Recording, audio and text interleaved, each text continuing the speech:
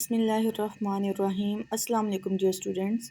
जो आज हम लोग अपना टॉपिक स्टार्ट करने लगे हैं चैप्टर नंबर 3 का, तो वो है हमारे पास एंडोप्लाज्मिक रेटिकुलम। सबसे पहले तो हमें पता होना चाहिए कि एंडोप्लाज्मिक रेटिकुलम क्या है। जिस तरह से हमने पढ़ा कि न्यूक्लियस हमारे पास एक ऑर्गेनेल था जो सेल के अंदर प्रेजेंट है, ठीक है, सेम वैसे ही एंडोप्लाज्मिक रेटिकुलम भी क्या है, एक ऑर्गेनल ही है, बट ये प्रेजेंट कैसे होता है, in the form of network की फॉर्म में प्रेजेंट होता है। और इसके पास क्या होता है, फ्लैटेंड सैक्स होते हैं। ये जो आपके जितने सारे आपको ये नज़र आ रहे हैं ब्लू की फॉर्म में, ये सारे क्या हैं, फ्लैट हैं और सैक की फॉर्म में है, ठीक है। और काफ़ी सारे इसके अंदर क्या है, ब्रांचेस, ट्यूबल्स हैं, ब्रांचेस की फॉर्म में ट्यूब्स हैं। ये देखें, आपको ये ट्यूब्स नज़र आ रही हैं, ठीक है। That extend through out the cytoplasm. और क्या है कि पूरे साइटोप्लाज्म में, चाहे वो प्लांट है चाहे वो एनिमल सेल है, दोनों के अंदर ये सिमिलरिटी आप कह सकते हैं कि प्लांट सेल है चाहे एनिमल सेल है, दोनों में क्या है, एंडोप्लाज्मिक रेटिकुलम प्रेजेंट है, नेटवर्क की फॉर्म में प्रेजेंट है, ठीक है। इसकी ब्रांचेस जो हैं वो एक्सटेंड की हुई हैं थ्रू आउट दी साइटोप्लाज्म, ठीक है। ये जो सेक्स और ट्यूबल्स हैं, इनको आप लोग क्या बोलते हैं, कोलेक्टिवली किस्टर्निया, ठीक है। जैसे आप लोग जाइलम और फ्लोएम को कलेक्टिवली वास्कुलर बंडल्स बोलते हैं, इसी तरह से ये जो सेक्स हैं फ्लैट और ये जो ट्यूब्स हैं, इनको कलेक्टिवली आप क्या बोलेंगे, किस्टर्निया, ठीक है। अब देखिए यहाँ पर अगर हम स्ट्रक्चर की बात करें तो आपको नज़र आ रहा है ये जो ट्यूब्स लाइक से स्ट्रक्चर्स बने हुए हैं, ये क्या है, स्मूथ एंडोप्लाज्मिक रेटिकुलम। क्यों स्मूथ एंडोप्लाज्मिक रेटिकुलम है, क्योंकि इनके ऊपर किसी किस्म का आप लोगों को ग्रैन्यूल्स नज़र नहीं आ रहे, ठीक है। ग्रैन्यूल्स वो क्या थे, राइबोसोम्स हैं, ठीक है।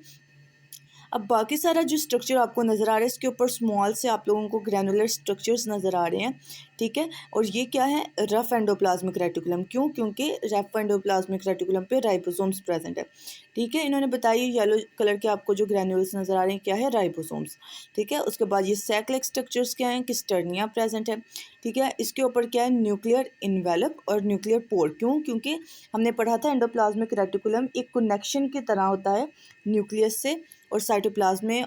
कैसे होता है, क्योंकि जो राइबोसोम्स हैं वो कहाँ पर बन रहे थे, न्यूक्लियस के अंदर बन रहे थे, ठीक है। और वहाँ से न्यूक्लियर पोर्स की हेल्प से वो बाहर आ रहे थे, और बाहर कहाँ पर आ रहे थे, एंडोप्लाज्मिक रेटिकुलम के ऊपर, ठीक है। उसके बाद ये जो हमारे पास येलो ब्लॉक है, हम ज़रा इसको पहले स्टडी करते हैं। इसमें बताया जा रहा है, due to their physical membranous connection, physical membranous connection की वजह से जो ल्यूमिन है, ल्यूमिन बोलते स्पेस को, ठीक है, एंडोप्लाज्मिक रेटिकुलम की और between the layer of nuclear pores, ठीक है, कंप्राइज सिंगल कंपार्टमेंट, ठीक है। देखिए ये न्यूक्लियर पोर्स है, ठीक है। उसके बाद ये क्या है, जितना भी आपको ये ब्लू वाला डार्क ब्लू में पोर्शन नज़र आ रहा है, ये क्या है, ल्यूमिन है, ठीक है।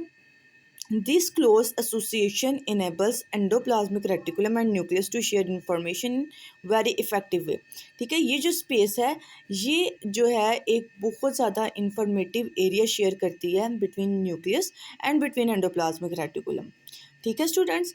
उसके बाद एंडोप्लाज्मिक रेटिकुलम को मज़ीद हम अगर स्टडी करें तो हम देखते हैं कि जो किस्टर्निया है वो इंटरकनेक्टेड है, ठीक है। किस्टर्निया क्या है, इंटरकनेक्टेड है, क्योंकि किस्टर्निया हम लोगों ने बोला है कि ये दो चीज़ों का कॉम्बिनेशन है। एक ट्यूब्स हमने बोली हैं, सेकंड हमने फ्लैटेंड सैक्स को कहा है, ठीक है। So endoplasmic reticulum have only large one large and highly convoluted lumen present है, ठीक है। वन यानी कि जो हम लोगों को डार्क ब्लू में एरिया नज़र आ रहा था, और इस डार्क ब्लू एरिया को आपने क्या कहा, किस्टर्नल स्पेस। इट टेकअप, और ये कितना एरिया लेगी साइटोप्लाज्म का, क्योंकि आपको पता है ये साइटोप्लाज्म में प्रेजेंट है, 10% of total volume of cell, ठीक है। टोटल वॉल्यूम ऑफ सेल में से सिर्फ 10%, मोर देन 10% का एरिया कौन लेगा, एंडोप्लाज्मिक रेटिकुलम लेगा, ठीक है। Cisternae also connected to the double layer nuclear envelope, ठीक है। जो डबल लेयर कह सकते हैं, डबल मेम्ब्रेन स्ट्रक्चर कह सकते हैं जो न्यूक्लियस का है, उस किसके साथ कनेक्ट है, किस्टर्निया के साथ कनेक्ट है, ठीक है। सो एंडोप्लाज्मिक रेटिकुलम एक पाइपलाइन प्रोवाइड करता है बिटवीन न्यूक्लियस एंड साइटोप्लाज्म, ठीक है। साइटोप्लाज्म और न्यूक्लियस के दरमियान में जो एक पाइपलाइन का स्ट्रक्चर है, या जो आप कनेक्शन कह सकते हैं, वो प्रोवाइड करने वाला कौन है, एंडोप्लाज्मिक रेटिकुलम है, ठीक है। एंडोप्लाज्मिक रेटिकुलम की मैन्युफैक्चरिंग, उसका जो प्रोसेस है, उसकी ट्रांसपोर्टेशन है, ये वाइड वैरायटी ऑफ क्या है, बायोकेमिकल कंपाउंड्स के थ्रू होती है, for use inside and outside of the cell, ठीक है। जैसे इनसाइड और आउटसाइड ऑफ द सेल्स जो है मेम्ब्रेन प्रेजेंट है, वो इन और आउट को कंट्रोल करेगी, ठीक है। यहाँ पर अब 2 टाइप्स के हमारे पास एंडोप्लाज्मिक रेटिकुलम आते हैं, rough endoplasmic reticulum and smooth endoplasmic reticulum. ठीक है। मेन डिफरेंस तो हम लोगों ने स्टडी कर लिया कि रफ एंडोप्लाज्मिक रेटिकुलम का मतलब है कि उसके ऊपर राइबोसोम्स प्रेजेंट है, जबकि स्मूथ का मतलब है कि वहाँ पर किसी किस्म के कोई राइबोसोम्स प्रेजेंट नहीं है। ठीक है। अब देखिए, rough endoplasmic reticulum covered with the ribosomes give its bumpy appearance. ठीक है। क्यों? क्योंकि उसके ऊपर ग्रैनुलर स्ट्रक्चर है, तो वो बम्पी यानी कि कुछ उसकी उभरी हुई अपीयरेंस होगी। ठीक है। जब हम उसको देखेंगे थ्रू, अगर हम लोग उसको कह रहे हैं माइक्रोस्कोप के अंडर देखें, तो हमें उसकी अपीयरेंस कुछ बम्पी नज़र आती है। क्यों बम्पी नज़र आएगी, क्यों उभरी हुई नज़र आएगी? क्योंकि उसके ऊपर राइबोसोम्स प्रेजेंट है। ठीक है। This type of endoplasmic reticulum, इसका मेन फंक्शन क्या होता है? In the production and processing of protein. क्योंकि जैसे कि आपको पता है जो राइबोसोम है उसका फंक्शन क्या है? प्रोटीन सिंथेसिस करवाना। अब रफ एंडोप्लाज्मिक रेटिकुलम पे चूंकि प्रेजेंट है हमारे पास राइबोसोम्स, तो रफ एंडोप्लाज्मिक रेटिकुलम का भी मेन फंक्शन क्या होगा? Production and processing of proteins. ठीक है। ड्यूरिंग प्रोसेसिंग ऑफ प्रोटीन के दौरान क्या बता रहे हैं कि जो रफ एंडोप्लाज्मिक रेटिकुलम है वो कुछ अदर केमिकल्स भी क्या करता है? जनरेट करता है, ऐड करता है, like sugar to the protein. Then endoplasmic reticulum transport करेगा इस प्रोसीड प्रोटीन को to the area of cell where they are needed. ठीक है। उस एरिया तक इस प्रोटीन को पहुंचा देगा जहां पर उसकी ज़रूरत होगी, या उसको पहुंचा देगा किधर? गोल्गी अपरेटस तक for further processing and modification. ठीक है स्टूडेंट्स, यानी कि हमने पढ़ा रफ एंडोप्लाज्मिक रेटिकुलम के ऊपर प्रोटीन प्रेजेंट है, राइबोसोम्स प्रेजेंट है। राइबोसोम का फंक्शन चूंकि प्रोटीन की सिंथेसिस करवाना है, इसलिए रफ एंडोप्लाज्मिक रेटिकुलम का भी मेन फंक्शन क्या होगा? प्रोटीन की सिंथेसिस करवाना होगा। इस प्रोटीन्स को वो आगे से सेल में उन एरियाज तक पहुंचाएगा जहां पर नीड है प्रोटीन की, या तो उसको सेंड कर देगा गोल्गी अपरेटस तक ताकि उसकी फर्दर प्रोसेसिंग और मॉडिफिकेशन की जा सके। अब प्रोटीन की सिंथेसिस के दौरान कुछ अदर केमिकल्स लाइक शुगर, वो भी क्या करेगा? रफ एंडोप्लाज्मिक रेटिकुलम एडअप कर देगा। ठीक है। अब यहाँ पर देखें, आपको ब्लू ब्लॉक में बताया जा रहा है कि जो स्मूथ एंडोप्लाज्मिक रेटिकुलम है वो मच मोर एक्सटेंसिव है in the cell which do lot of lipid and carbohydrate metabolism. ठीक है। अभी हमने पढ़ा ना, कुछ केमिकल्स भी प्रोवाइड करेगा, उसमें लिपिड्स भी आ सकते हैं, कार्बोहाइड्रेट्स भी आ सकते हैं। उसके बाद डिटॉक्सिफिकेशन में भी हेल्प आउट करेगा। डिटॉक्सिफिकेशन किसको बोलते हो आप लोग?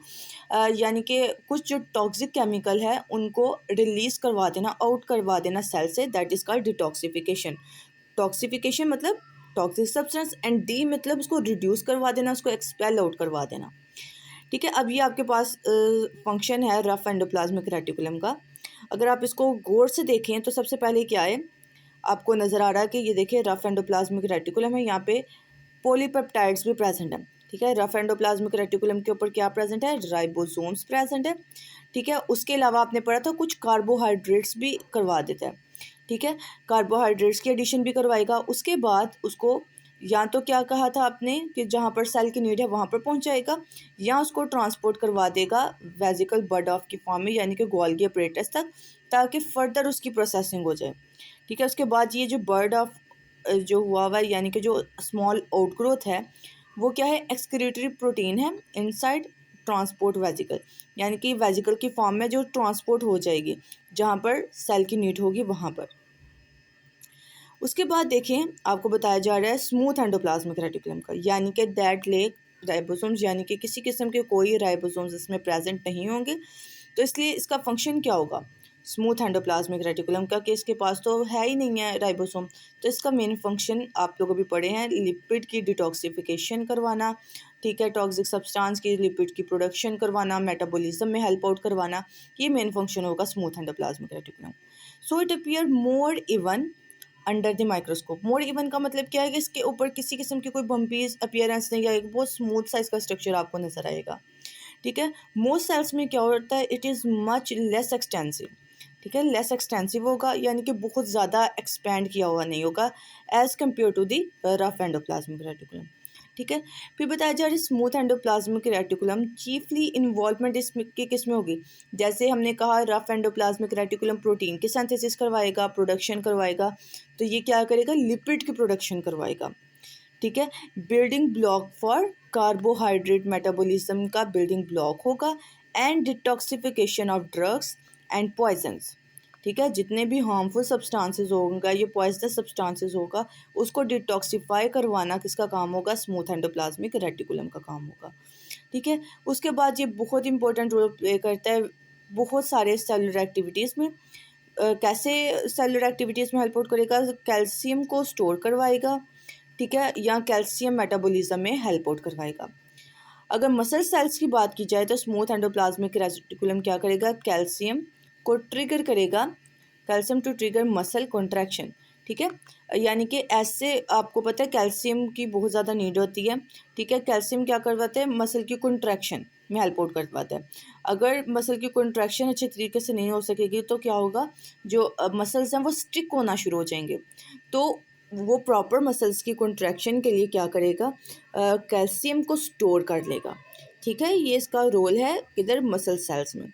उसके बाद हम चलते हैं राइबोसोम्स की तरफ, जो हमारा नेक्स्ट ऑर्गेनली है। अब देखिए राइबोसोम्स का तो हम पढ़ चुके हैं, ये ग्रैनुलर स्ट्रक्चर है, मैंने आपको पहले ही बता दिया था, इसके 2 सब यूनिट होते हैं, लार्ज और स्मॉल सब यूनिट होते हैं। अब हम देखेंगे प्रोकैरियोट और यूकैरियोट की बेसिस पे ये डिफ्रेंशिएट करेगा थोड़ा सा स्ट्रक्चर। ठीक है, लेकिन इसका फंक्शन कभी चेंज नहीं होगा। स्टूडेंट, जितने भी लिविंग ऑर्गेनिजम्स होते हैं, चाहे प्रोकैरियोट्स हों चाहे यूकैरियोट हो, साइज़ में डिफरेंस आ सकता है, बट राइबोसोम हर किसी ऑर्गेनिज्म में प्रेजेंट होगा। उसका फंक्शन भी यही होगा कि प्रोटीन सिंथेसिस करवानी है। ठीक है, ये क्या होता है, टाइनी ग्रैनुलर यानी कि दानेदार से स्ट्रक्चर्स होते हैं, जो अप्रॉक्सीमेटली 60% जो है राइबोसोमल आरएनए इसमें इन्वॉल्व होता है।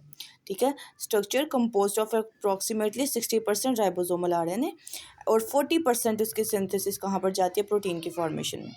ठीक है, अब देखिए राइबोसोम्स जो हैं वो सम टाइम क्या होते हैं, बाउंड होते हैं मेम्ब्रेन के साथ, और सम टाइम क्या होता है, फ्री प्रेजेंट होते हैं।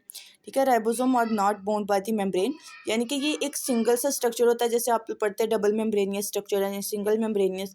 लेकिन ये क्या होगा, किसी भी किस्म की मेम्ब्रेन राइबोसोम्स पे प्रेजेंट नहीं होगी, और ये मच स्मॉलर होंगे दैन दी अदर ऑर्गेनली। ठीक है, दूसरे ऑर्गेनलीज के निस्बत ये बहुत स्मॉलर साइज के होंगे।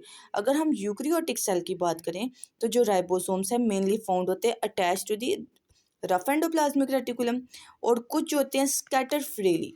ठीक है, अभी मैंने आपको बताया था कि राइबोसोम्स जो हैं रफ एंडोप्लाज्मिक के साथ अटैच होंगे या समटाइम क्या होते हैं, फ्री होते हैं। जबकि प्रोकैरियोट्स की बात करें तो जो जितने भी राइबोसोम होंगे वो सब के सब साइटोप्लाज्म में स्कैटर होंगे, यानी कि फ्री प्रेजेंट होंगे। ठीक है, राइबोसोम्स की बात की जाए तो इनका मेन फंक्शन क्या है, प्रोटीन की प्रोडक्शन करवाना है। इसी वजह से इसको क्या कहा जाता है, प्रोटीन प्रोडक्शन मशीनरी कहा जाता है ऑफ सेल। ठीक है, they are most abundant in cells, बहुत ज़्यादा प्रेजेंट होते हैं ये। ठीक है, और इनका मेन फंक्शन क्या होता है, हर टाइम एक्टिव रहते हैं प्रोटीन के सिंथेसिस में, सच एज पैंक्रियाज में या ब्रेन सेल्स की बात की जाए। ठीक है, टिपिकल जो सेल होता है वो कंटेन करता है several thousands of ribosomes, but some cell types जो हैं that have few millions of ribosomes present होंगे। ठीक है, ये अब आपको बताया जा रहा है, अभी जितना हमने अगर इस पैराग्राफ में पढ़ा है उसको अगर हम समराइज़ करें तो पता ये चलता है कि जो राइबोसोम्स है हर लिविंग स्ट्रक्चर्स में प्रेजेंट होगा राइबोसोम, और वो ग्रैनुलर स्ट्रक्चर में प्रेजेंट होगा। ठीक है, उसका जो फंक्शन है वो 60% राइबोसोमल आरएनए में चला जाता है और 40% प्रोटीन के सिंथेसिस में। ठीक है, राइबोसोम के ऊपर किसी किस्म की कोई मेम्ब्रेन बाउंडेड स्ट्रक्चर नहीं है राइबोसोम। ठीक है, ये दूसरी ऑर्गेनेलिस के निस्बत छोटा होता है। यूकैरियोट की बात करें तो ये रफ एंडोप्लाज्मिक रेटिकुलम के साथ अटैच प्रेजेंट होगा या समटाइम्स स्कैटर प्रेजेंट होता है। ठीक है, फ्री लिविंग होता है। प्रोकैरियोट की बात की जाए तो उसमें किसी किस्म के स्ट्रक्चर के साथ अटैच नहीं होता, ऑलवेज क्या होता है कि ये फ्रीली स्कैटर होता है इन साइटोप्लाज्म। ठीक है, राइबोसोम का मेन फंक्शन क्या है, प्रोटीन की synthesis, that is why it is called protein production machinery of the cell. ठीक है, उसके बाद टिपिकली जो सेल है वो कंटेन करते हैं थाउजेंड ऑफ राइबोसोम, लेकिन कुछ सेल टाइप्स में क्या होता है, मिलियंस ऑफ राइबोसोम्स भी प्रेजेंट होते हैं। ठीक है, यूकैरियोट की बात की जाए तो यूकैरियोटिक जो राइबोसोम्स होते हैं वो प्रोड्यूस होते हैं असेंबल, यानी कि इकट्ठे हो जाते हैं किधर, न्यूक्लियोलस में।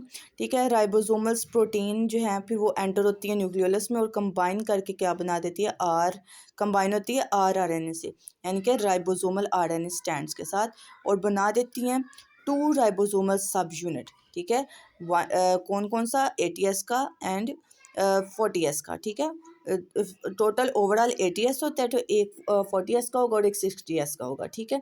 वन स्मॉल होता है और एक लार्ज होता है। अगर दोनों देखें, अगर 40-40 के हो जाएंगे तो देन इक्वल होंगे, लेकिन ये क्या होता है, एक 40s का होता है और एक क्या होता है, 60s का होता है, ठीक है। वन स्मॉल होता है और एक लार्ज सब यूनिट होता है, ठीक है। जो राइबोसोम सब यूनिट होते हैं वो लीव कर देते हैं न्यूक्लियस को, ठीक है। न्यूक्लियस से, क्योंकि हमने पढ़ा है कि जो राइबोसोम कहाँ पर बनता है, न्यूक्लियस में, और फिर वो लीव करते हैं तो न्यूक्लियस को साइटोप्लाज्म में आ जाता है।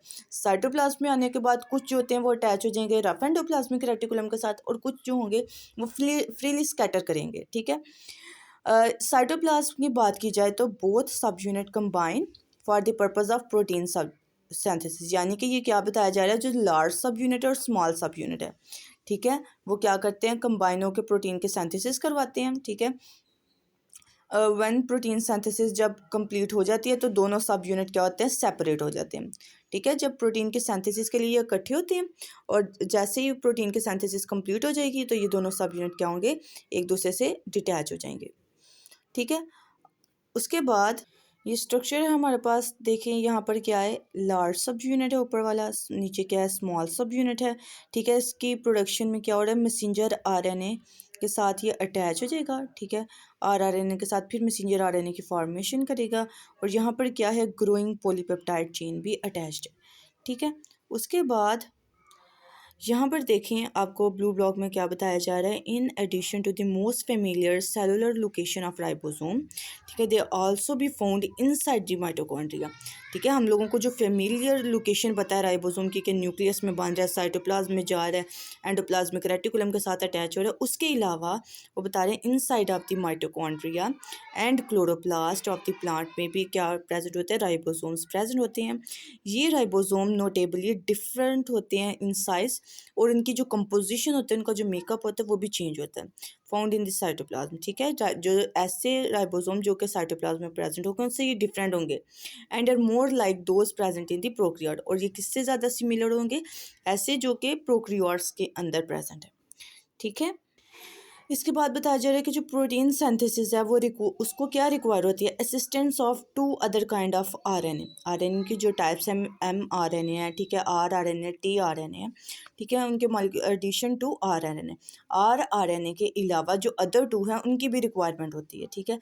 मैसेंजर आरएनए जो है वो प्रोवाइड करता है इंस्ट्रक्शंस, ठीक है, जो आगे से कहाँ पर दी जाती है, डीएनए को। फिर ट्रांसफर आरएनए जो है वो तमाम इंफॉर्मेशन के अकॉर्डिंग अमीनो एसिड प्रोड्यूस करवाता है टू राइबोसोम, फिर ये अमीनो एसिड की जो चेन है वो मिल के क्या बना देती है, आपके पास प्रोटीन, ठीक है, जो रिलीज़ कौन करवाता है, राइबोसोम्स रिलीज़ करवाता है, ठीक है। जो सब यूनिट हैं राइबोसोम्स के, जो डिस्क्राइब किए जाते हैं बाय स्वेडबर्ग एस वैल्यू से, यानी कि जब आपको कहा जाता है 40s है या 60s है, तो इससे मुराद क्या होता है, स्वेडबर्ग की बात की जा रही है, एस इट इज़, जैसे यूनिट्स होते हैं सेम वैसे ही ये भी यूनिट है, which is based upon the rate of sedimentation in the centrifuge, ठीक है। सेडिमेंटेशन का मतलब क्या है, उसके साइज़ की बेस पे हम लोग बताते हैं कि इतने एस का है वो, ठीक है। जो कंप्लीट राइबोसोम है यूकैरियोटिक सेल में हैव सेडबर्ग वैल्यू ऑफ 80s की है, जो स्मॉलर यूनिट है वो क्या है, 40s का, जो लार्जर यूनिट क्या है वो है 60s का।